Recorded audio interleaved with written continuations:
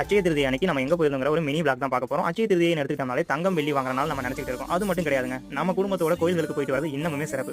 நம்ம கரூர்ல உள்ள வாராகி அம்மன் கோயிலுக்கு தான் தரிசனத்துக்காக வந்திருக்கோம். அடுத்தபடியா கரூர்ல இருந்து 12 கிலோமீட்டர் தொலைவில் திருமுக்கூடலூர்ங்கிற கிராமத்தில் அகஸ்தீஸ்வரர் கோயிலுக்கு வந்திருக்கும். இந்த கோவில்ல வந்து பாத்தீங்கன்னா நிறைய சேதம் அடைஞ்சிருக்கனால இப்போ கட்டமைப்பு பணிகள் நடந்துகிட்டு இருக்கு.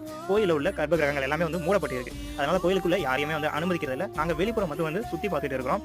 கோயில் கிட்டத்தட்ட 1500 இருந்து 2000 ஆண்டுகள் வந்து பழமையானதுன்னு சொல்லப்படுது. காலை உணவை வீட்டுல இருந்தே எடுத்து வந்தாச்சு. என்னன்னு பாக்குறீங்களா, இயற்கையான சுவையான அவல் புட்டு தான் வந்திருக்கும். அட்சய திருதியினாலே வந்து பாத்தீங்கன்னா வெள்ளி தங்கம் வாங்குறது தான் நினைச்சிருக்கோம். கோயிலுக்கு போறதும் தானம் செய்யறதுக்கும் ரொம்பவுமே சிறப்பான நாள் இன்றைய நாள்.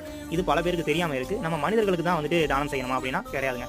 தானத்தில் சிறந்தது அன்னதானம். நம்ம இந்த உலகத்துல இந்த பிரபஞ்சத்துல வாழ்ற ஒவ்வொரு உயிர்களுக்கும் தானம் செய்யலாம். எறும்புகளா இருக்கலாம், பறவைகளா இருக்கலாம், விலங்குகளா இருக்கலாம், யாருக்கு வேணாலும் அன்றைய தினம் நம்மளால முடிஞ்ச உதவிகளை செய்யலாம். இன்றைய தினம் நம்ம ஆயிரக்கணக்கான பேருக்கு வந்துட்டு உதவி செஞ்ச ஒரு புண்ணியம் வந்து கிடைச்சிருக்கு. இவங்க எல்லாருமே இன்னைக்கு ரொம்பவுமே வந்துட்டு உணவு கிடைச்ச சந்தோஷத்துல இருந்துட்டு இருக்காங்க. இந்த வீடியோ பிடிச்சிருந்துச்சா லைக் பண்ணுங்க, உங்க ஃப்ரெண்ட்ஸ்க்கு ஷேர் பண்ணுங்க. இது போல இன்ட்ரெஸ்டிங்கான வீடியோஸ் பார்க்கணும் நம்ம சேனலை சப்ஸ்கிரைப் பண்ணிருங்க.